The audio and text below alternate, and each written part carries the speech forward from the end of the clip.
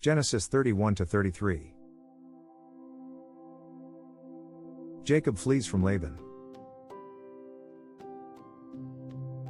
But Jacob soon learned that Laban's sons were grumbling about him. "Jacob has robbed our father of everything," they said. "He has gained all his wealth at our father's expense." And Jacob began to notice a change in Laban's attitude toward him. Then the Lord said to Jacob, "Return to the land of your father and grandfather and to your relatives there, and I will be with you."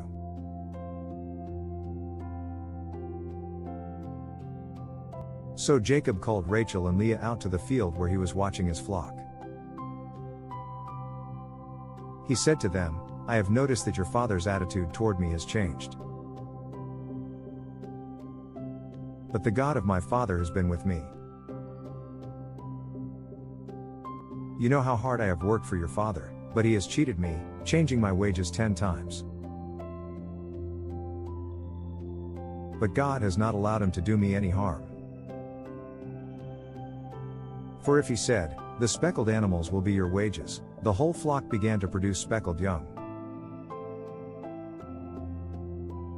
And when he changed his mind and said, 'The striped animals will be your wages,' then the whole flock produced striped young. In this way, God has taken your father's animals and given them to me." One time during the mating season, I had a dream and saw that the male goats mating with the females were streaked, speckled, and spotted. Then in my dream, the angel of God said to me, "Jacob." And I replied, "Yes, here I am." The angel said, "Look up, and you will see that only the streaked, speckled, and spotted males are mating with the females of your flock. For I have seen how Laban has treated you. I am the God who appeared to you at Bethel, the place where you anointed the pillar of stone and made your vow to me. Now get ready and leave this country and return to the land of your birth."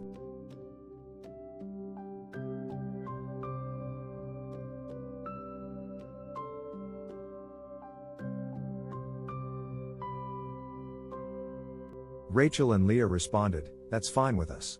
We won't inherit any of our father's wealth anyway. He has reduced our rights to those of foreign women. And after he sold us, he wasted the money you paid him for us. All the wealth God has given you from our father legally belongs to us and our children. So go ahead and do whatever God has told you."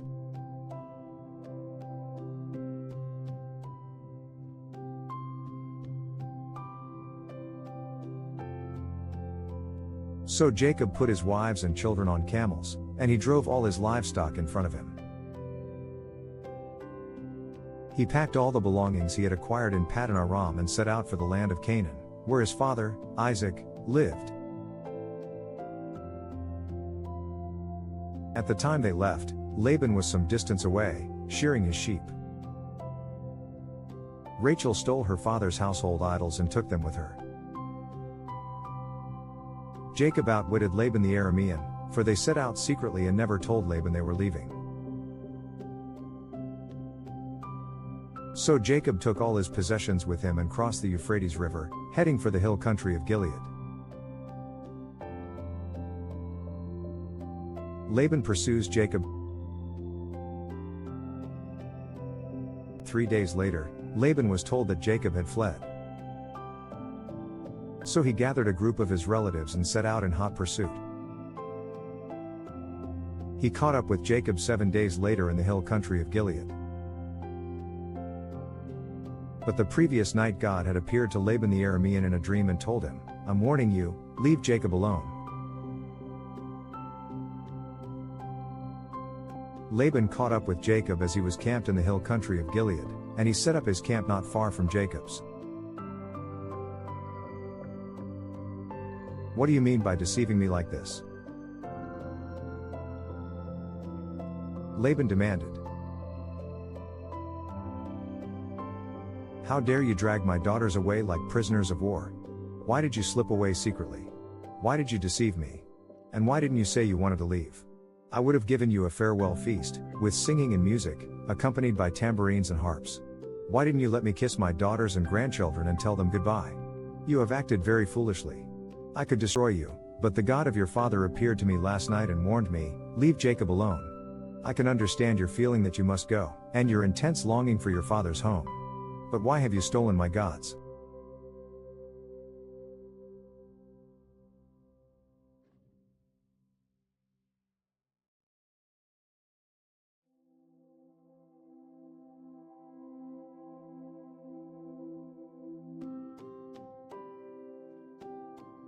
"I rushed away because I was afraid," Jacob answered. "I thought you would take your daughters from me by force. But as for your gods, see if you can find them, and let the person who has taken them die. And if you find anything else that belongs to you, identify it before all these relatives of ours, and I will give it back."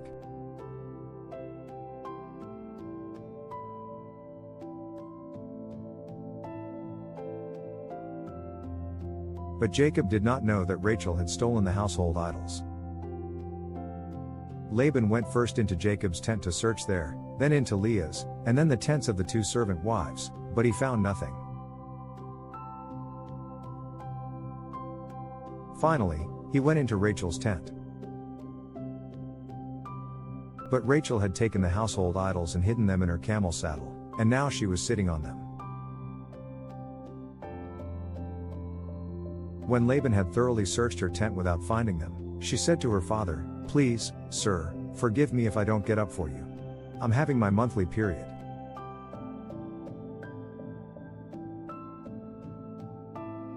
So Laban continued his search, but he could not find the household idols. Then Jacob became very angry, and he challenged Laban. "What's my crime?" he demanded. "What have I done wrong to make you chase after me as though I were a criminal? You have rummaged through everything I own. Now show me what you found that belongs to you. Set it out here in front of us, before our relatives, for all to see. Let them judge between us. For 20 years I have been with you, caring for your flocks. In all that time your sheep and goats never miscarried.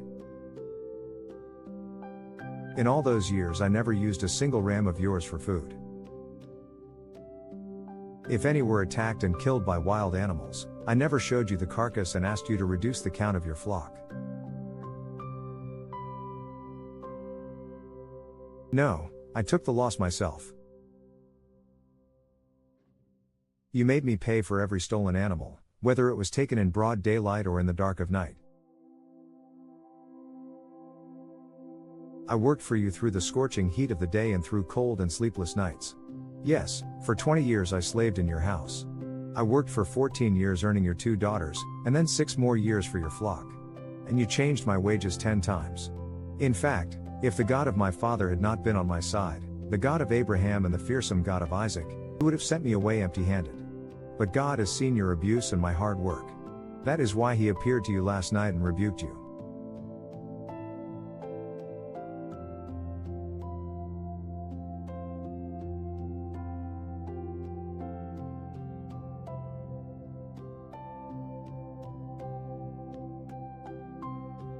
Jacob's treaty with Laban. And Laban replied to Jacob, "These women are my daughters, these children are my grandchildren, and these flocks are my flocks. In fact, everything you see is mine.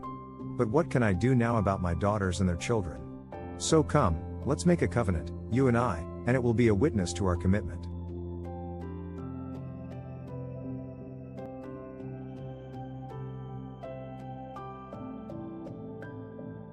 So Jacob took a stone and set it up as a monument. Then he told his family members, "Gather some stones." So they gathered stones and piled them in a heap. Then Jacob and Laban sat down beside the pile of stones to eat a covenant meal. To commemorate the event, Laban called the place Jegar-Sahadutha, which means witness pile in Aramaic, and Jacob called it Gilead, which means witness pile in Hebrew.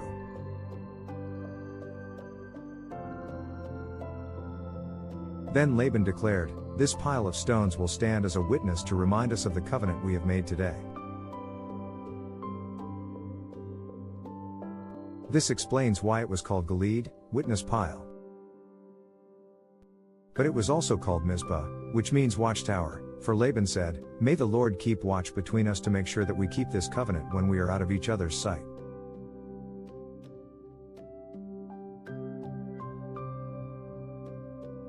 If you mistreat my daughters or if you marry other wives, God will see it even if no one else does. He is a witness to this covenant between us. See this pile of stones, Laban continued, and see this monument I have set between us. They stand between us as witnesses of our vows. I will never pass this pile of stones to harm you, and you must never pass these stones or this monument to harm me. I call on the God of our ancestors, the God of your grandfather Abraham and the God of my grandfather Nahor, to serve as a judge between us.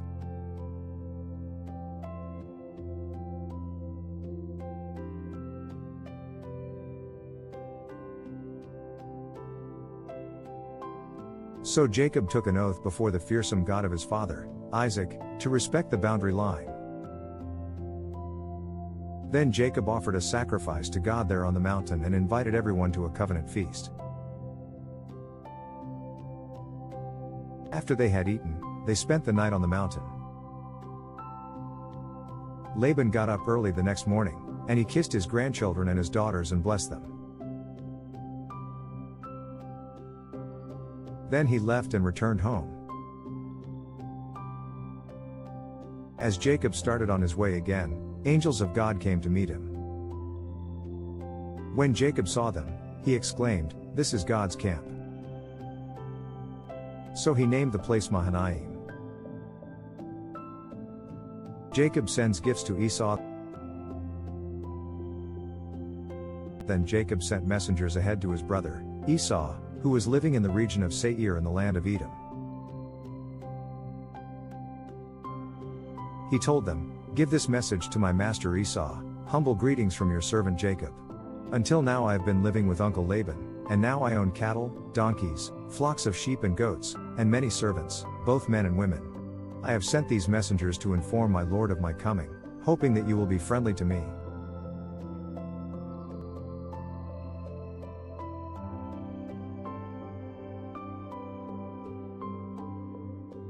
After delivering the message, the messengers returned to Jacob and reported, "We met your brother, Esau, and he is already on his way to meet you, with an army of 400 men."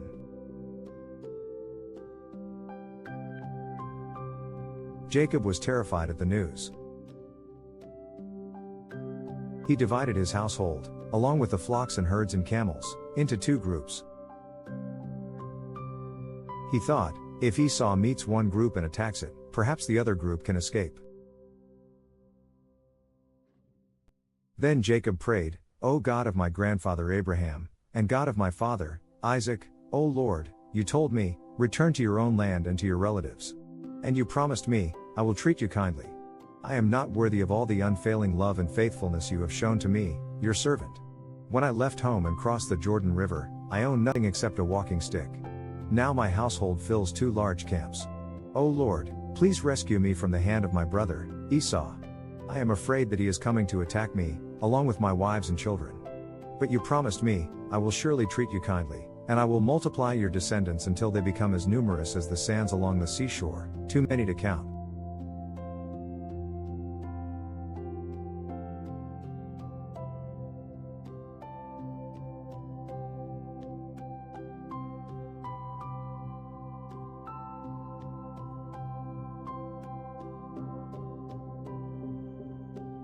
Jacob stayed where he was for the night. Then he selected these gifts from his possessions to present to his brother, Esau: 200 female goats, 20 male goats, 200 ewes, 20 rams, 30 female camels with their young, 40 cows, 10 bulls, 20 female donkeys, and 10 male donkeys. He divided these animals into herds and assigned each to different servants. Then he told his servants, "Go ahead of me with the animals, but keep some distance between the herds." He gave these instructions to the men leading the first group: "When my brother, Esau, meets you, he will ask, 'Whose servants are you? Where are you going? Who owns these animals? You must reply, they belong to your servant Jacob, but they are a gift for his master Esau. Look, he is coming right behind us.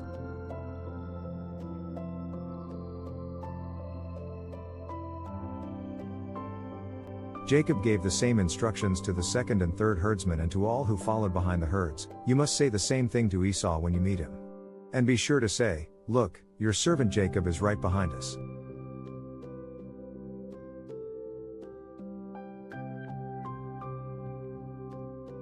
Jacob thought, I will try to appease him by sending gifts ahead of me. When I see him in person, perhaps he will be friendly to me. So the gifts were sent on ahead, while Jacob himself spent that night in the camp. Jacob wrestles with God. During the night Jacob got up and took his 2 wives, his 2 servant wives, and his 11 sons and crossed the Jabbok River with them. After taking them to the other side, he sent over all his possessions. This left Jacob all alone in the camp, and a man came and wrestled with him until the dawn began to break. When the man saw that he would not win the match, he touched Jacob's hip and wrenched it out of its socket. Then the man said, Let me go, for the dawn is breaking. But Jacob said, I will not let you go unless you bless me. What is your name? The man asked. He replied, Jacob. Your name will no longer be Jacob, the man told him. From now on you will be called Israel, because you have fought with God and with men and have won. Please tell me your name, Jacob said. Why do you want to know my name? The man replied. Then he blessed Jacob there. Jacob named the place Peniel, which means face of God, for he said, I have seen God face to face, yet my life has been spared. The sun was rising as Jacob left Peniel, and he was limping because of the injury to his hip. Even today the people of Israel don't eat the tendon near the hip socket because of what happened that night when the man strained the tendon of Jacob's hip.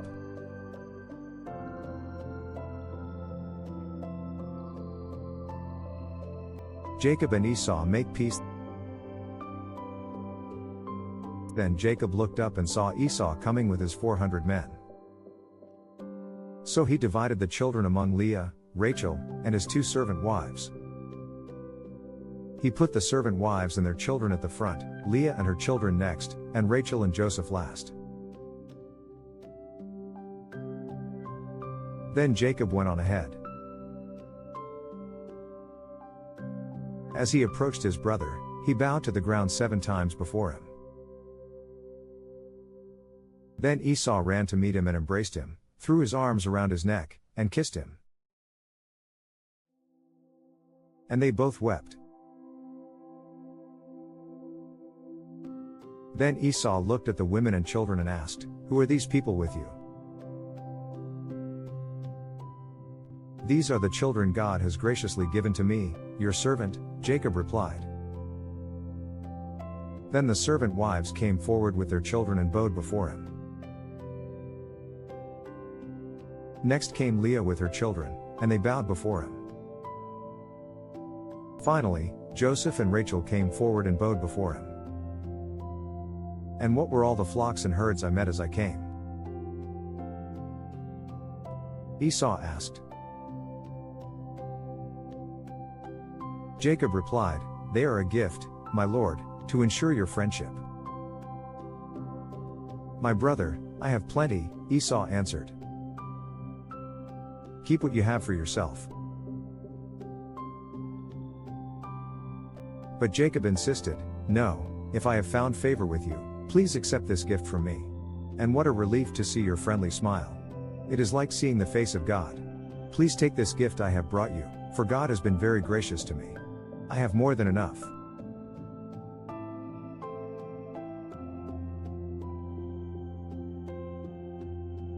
And because Jacob insisted, Esau finally accepted the gift.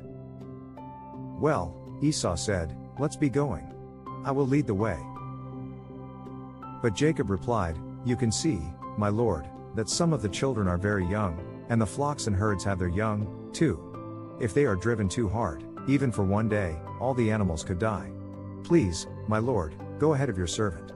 We will follow slowly, at a pace that is comfortable for the livestock and the children. I will meet you at Seir."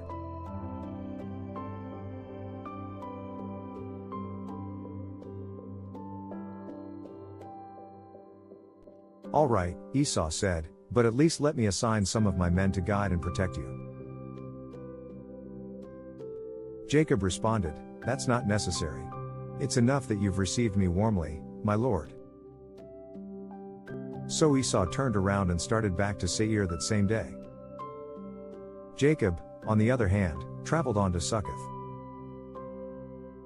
There he built himself a house and made shelters for his livestock. That is why the place was named Succoth, which means shelters. Later, having traveled all the way from Paddan Aram, Jacob arrived safely at the town of Shechem, in the land of Canaan. There he set up camp outside the town. Jacob bought the plot of land where he camped from the family of Hamor, the father of Shechem, for 100 pieces of silver. And there he built an altar and named it El Elohe Israel.